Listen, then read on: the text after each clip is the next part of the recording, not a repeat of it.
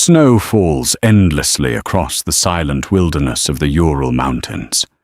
The wind howls across the frozen slopes like a warning carried through time. Beneath the dark winter sky, a lonely mountain stands untouched by civilization. The cold is merciless here. Temperatures plunge far below freezing, and the silence of the landscape feels almost supernatural. This is a place where survival is never guaranteed, and where nature holds absolute power over those who dare to cross it.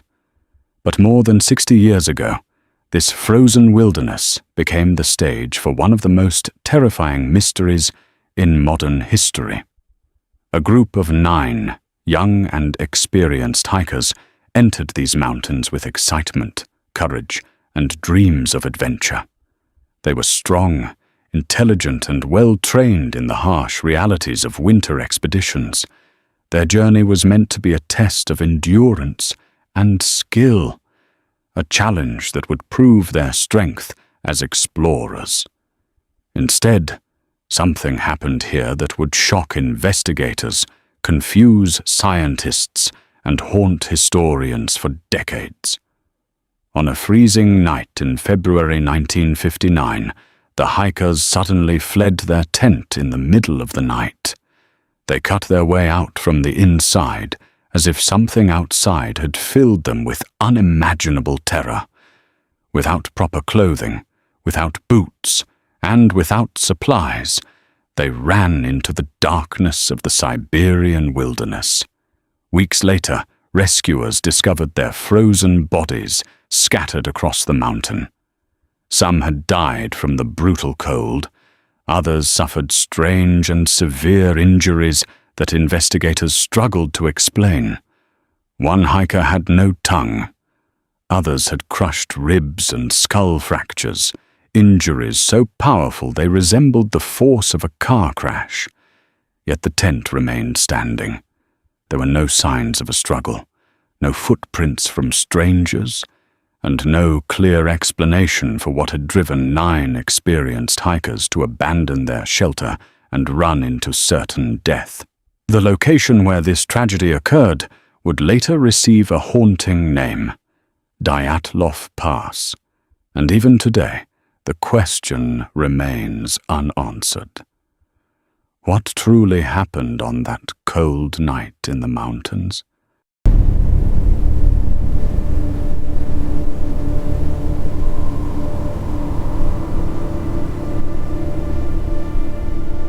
The story of the Dyatlov Pass Mystery begins in the Soviet Union during the winter of 1959. At the time, adventure expeditions were a popular challenge for university students who wished to test their strength, endurance, and skill in the harsh landscapes of their country. Among these students were members of the Ural Polytechnic Institute, a respected technical university located in the city of Sverdlovsk, now known as Yekaterinburg. These young explorers were not amateurs. They were highly trained hikers who had already completed several difficult expeditions across remote regions. They studied maps, weather conditions, and survival techniques. Each journey into the wilderness was both an adventure and a serious test of their physical and mental endurance. Leading this particular expedition was a 23-year-old engineering student named Igor Dyatlov. Dyatlov was known among his peers as disciplined, intelligent, and calm under pressure. He had successfully led previous hiking trips and had earned the trust and respect of his fellow adventurers. Under his leadership, a team of 9 hikers prepared for an ambitious winter journey through the northern Ural Mountains. Their destination was a remote mountain known as Mount Otterton, located deep in a region rarely visited during winter. Reaching it would require crossing vast frozen landscapes, navigating deep snow, and enduring extreme weather conditions. The group included both men and women, all experienced hikers who understood the risks of traveling through such unforgiving terrain. Among them were Zinaida Kolmogorova, Lyudmila Dubinina, Rustem Slobodin, Yuri Doroshenko, Yuri Krivonishenko, Alexander Kolevatov, Semyon Zolotaryov, and Nikolai Thibault-Brignol. Each member brought unique skills to the team. Some were engineers, some were students, and others were skilled outdoorsmen. Together they formed a group that believed they were fully prepared for whatever challenges the mountains might present. None of them could have imagined that their journey would become one of the most mysterious and disturbing cases in modern history. In late January 1959, the expedition officially began. The hikers first traveled by train across the snowy Soviet countryside before reaching the last small settlements near the mountains. From there, they continued their journey using trucks and eventually skis as they ventured deeper into the wilderness. The environment they entered was one of the most unforgiving landscapes in the world. The northern Ural Mountains stretch across vast distances of frozen wilderness where winter storms can appear suddenly and temperatures can drop to deadly levels within hours. Strong winds sweep across the open slopes, carrying snow that can quickly bury tracks and erase signs of human presence. Despite these challenges, the hikers appeared confident and cheerful during the early stages of their journey. Photographs taken along the route show them laughing, posing for the camera, and enjoying the adventure. Their journals describe the beauty of the snowy forests and the excitement of traveling through untouched landscapes. However, the journey was not easy. Deep snow slowed their progress, and strong winds made traveling difficult. At one point, one member of the expedition, Yuri Yudin, began experiencing severe health problems. Realizing that continuing the expedition might endanger his life, the group made the difficult decision to send him back. Yudin said goodbye to his friends and turned back toward civilization, expecting to reunite with them after their successful expedition. This decision would ultimately make him the only member of the group to survive. The remaining 9 hikers continued forward, skiing deeper into the remote wilderness toward their destination. The mountains ahead were quiet and imposing, covered in endless snow and ice. Somewhere beyond those slopes stood a mountain with a chilling name given by the local Mansi people, Kholat Syakhl. The translation of that name was simple and haunting: Mountain of the Dead. As the hikers approached the slopes of Kholat Syakhl in early February, the weather conditions became increasingly severe. Snowstorms swept across the mountains, reducing visibility and making navigation extremely difficult. The team struggled to maintain their planned route as strong winds pushed them off course. On February 1st, the group decided to set up camp on the exposed slope of the mountain. It was an unusual choice, as most experienced hikers would normally seek shelter in the forest below, where the trees provide protection from the wind. However, the group may have decided to camp on the slope in order to save time for the next day's climb toward Mount Ototen. The hikers carefully pitched their large canvas tent against the snowy hillside and secured it in place. Inside, they arranged their gear, clothing, and supplies in preparation for the night. Their belongings were neatly organized. Boots were placed near the entrance. Equipment and backpacks were stacked along the sides of the tent. The group settled in to rest after a long and exhausting day of travel. Outside, the storm continued to intensify. The temperature dropped to nearly -30 degrees Celsius. Wind swept across the open slope, carrying snow through the dark mountain air. Inside the tent, the hikers likely talked, laughed, and discussed their plans for the following day. They had traveled far and had overcome many challenges during their journey. But sometime during the night, something happened that changed everything. For reasons still unknown, the hikers suddenly cut their way out of their own tent from the inside. They did not leave through the entrance. They sliced open the fabric and escaped into the freezing darkness. Some were barefoot. Others wore only socks or thin clothing. Whatever had happened inside that tent terrified them enough to flee into the deadly cold without hesitation. It would be the last decision they ever made. The night of February 2nd, 1959, passed in darkness over the slopes of Kholat Shakhl. Snowstorms moved across the mountain, while powerful winds carried freezing air through the open wilderness. Somewhere on that lonely slope stood the hiker's tent, partially buried under drifting snow. Inside that tent, something had happened that forced 9 experienced mountaineers to make a decision that defied logic and survival instinct. Investigators would later discover that the tent had been cut open from the inside. Long slashes ran through the fabric, as if the occupants had desperately tried to escape as quickly as possible. Instead of using the normal entrance, they tore their way out through the side of the shelter. What could create such panic among people trained to handle extreme environments? The hikers left behind nearly everything they needed to survive. Their warm boots remained inside the tent. Their coats and heavy clothing were still neatly placed where they had been earlier that evening. Food supplies, cameras, and equipment were untouched.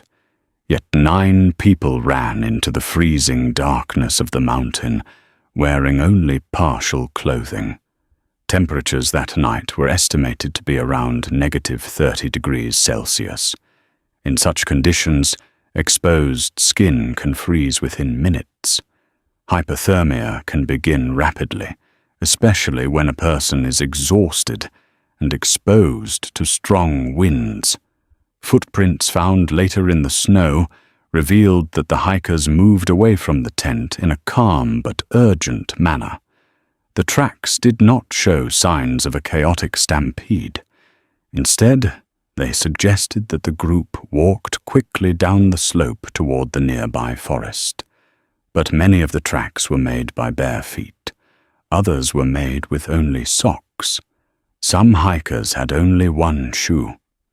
The trail continued for nearly a kilometer down the mountain toward a cluster of trees that stood at the edge of the frozen forest. Somewhere along that path, the hikers must have realized the terrible danger they were facing. But by then, it may have already been too late. Back in the city of Sverdlovsk, the families and friends of the hikers expected the expedition to return within a few weeks. Winter expeditions often took longer than planned due to harsh weather conditions, so at first there was little concern when the group failed to send word. However, as days turned into weeks with no communication, anxiety began to grow. Igor Dyatlov had promised that he would send a telegram once the group returned to the nearest settlement. When that message never arrived, the university began organizing a search operation. Students and volunteers were the first to respond. Many of them were close friends of the missing hikers and were determined to find them. Soon the search expanded as the Soviet authorities became involved. Rescue teams equipped with skis and search dogs were sent into the mountains. Military helicopters flew over the vast white landscape, looking for any sign of the group. Days of searching passed before rescuers finally discovered the hikers' abandoned campsite.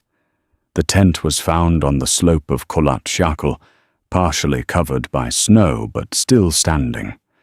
At first glance, the scene appeared strange but not catastrophic. The tent was intact, yet when rescuers examined it more closely, they noticed the long cuts in the fabric. The entrance flap was still closed. The only way out had been the slashes made from the inside.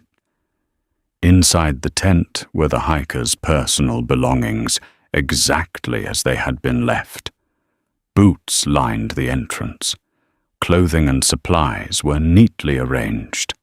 It looked as though the hikers had suddenly left in the middle of the night without taking the most basic equipment needed to survive.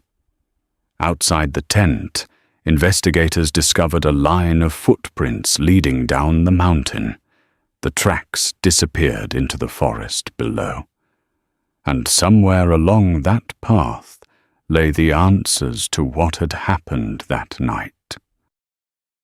Following the trail left in the snow, rescuers slowly made their way toward the forest at the base of the mountain. The footprints continued for several hundred meters before reaching a large cedar tree that stood alone near the edge of the woods. Under that tree, the rescuers made their first grim discovery. The frozen bodies of two hikers lay on the ground. They were identified as Yuri Doroshenko and Yuri Krivonishenko. Both men were dressed in only minimal clothing, far too little to survive the brutal cold of the Siberian winter. Their skin showed signs of severe frostbite, and their hands were badly burned. Near them were the remains of a small fire. Investigators believed that the two men had desperately attempted to build a fire beneath the cedar tree in order to survive the freezing temperatures. Broken branches scattered around the area suggested that one of them had climbed the tree in search of dry wood, or perhaps to look back toward the campsite. Branches were snapped as high as several meters above the ground. This detail suggested that someone had climbed high into the tree despite the freezing conditions, possibly trying to see whether it was safe to return to the tent. But neither of the two men made it back. They died from hypothermia, overcome by the relentless cold of the mountain night. The tragic discovery raised even more disturbing questions. If two hikers had reached the forest and built a fire, where were the other 7 members of the expedition? And why had they all fled their shelter in the first place? As rescuers expanded their search area between the cedar tree and the abandoned tent on the slope above, they soon discovered more bodies scattered along the mountainside. The first was Igor Dyatlov himself. The young expedition leader was found lying in the snow, roughly 300 meters from the cedar tree. His body was positioned in a way that suggested he had been attempting to crawl back toward the campsite when he collapsed.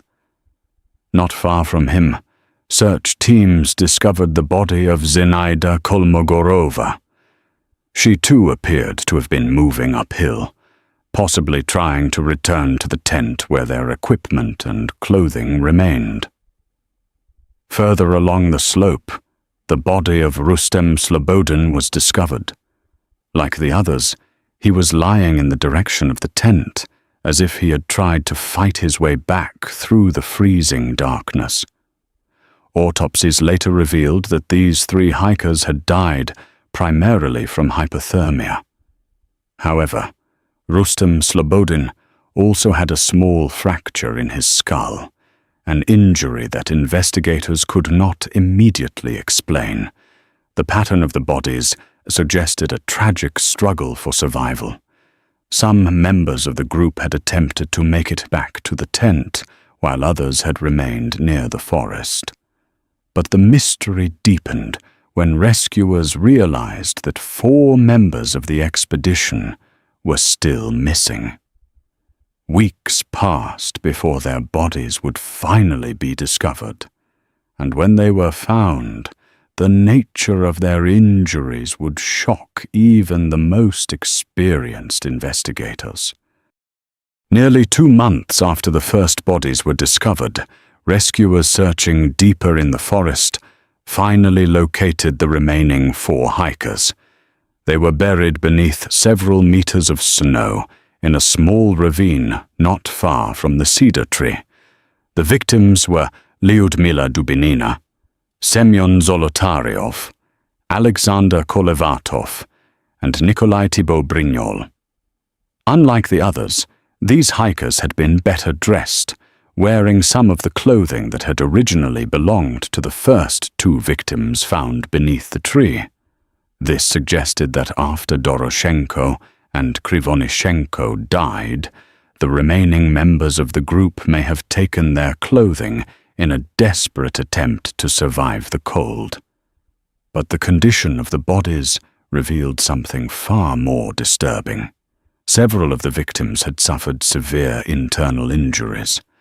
Lyudmila Dubinina and Semyon Zolotaryov both had massive chest fractures. The force required to cause such injuries was so great that forensic experts later compared it to the impact of a high-speed car crash. Nikolai Thibault Brignol had a serious skull fracture. Yet strangely, there were almost no external wounds on their bodies. Their skin was not torn or bruised in a way that would normally accompany such powerful trauma. One of the most disturbing details involved Lyudmila Dubinina. Her tongue was missing. Investigators could not determine exactly how or when this had happened. The discovery shocked the rescue teams and deepened the growing mystery surrounding the tragedy. Whatever had occurred on that mountain had inflicted injuries that seemed impossible to explain. As the official investigation progressed, several pieces of evidence puzzled Soviet authorities. Some items of clothing worn by the hikers were found to contain traces of radiation. This discovery raised concerns that the group might have been exposed to some form of military testing or radioactive material. At the same time, reports emerged from people living in nearby areas who claimed to have seen strange glowing lights in the sky during the night surrounding the tragedy. These lights were described as bright orange spheres moving across the horizon above the mountains. Although such reports could have many natural explanations, they added yet another layer of mystery to an already baffling case. Investigators carefully examined the campsite and surrounding terrain. One possible explanation was that an avalanche had forced the hikers to flee their tent in panic. However, the evidence did not fully support this theory. The tent was not buried under heavy snow, as would be expected after a large avalanche. The slope where the camp was located was also considered relatively low risk for such events. Furthermore, the footprints leading away from the tent remained clearly visible when rescuers arrived weeks later, something that would be unlikely if a major avalanche had swept through the area. Despite months of investigation, Soviet officials were unable to determine exactly what had happened on that night. The final report concluded that the hikers had died due to the effects of a powerful natural force. It was a vague explanation that left many questions unanswered. Soon after the report was completed, the case was quietly closed, but the mystery refused to disappear.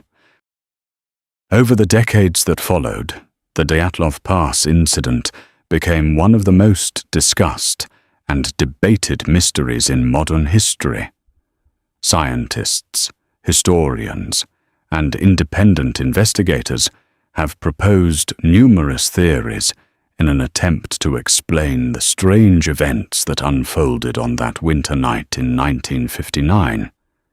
Some researchers believe that a rare type of avalanche known as a slab avalanche may have forced the hikers to leave their tent suddenly. Others suggest that powerful wind patterns in the mountains may have created a phenomenon known as infrasound. These low-frequency vibrations can cause feelings of intense fear and panic in humans, potentially driving the hikers to flee their shelter. There are also more controversial theories involving secret military weapons tests conducted in the remote wilderness during the Cold War. And of course, there are those who believe the mystery may involve something far stranger.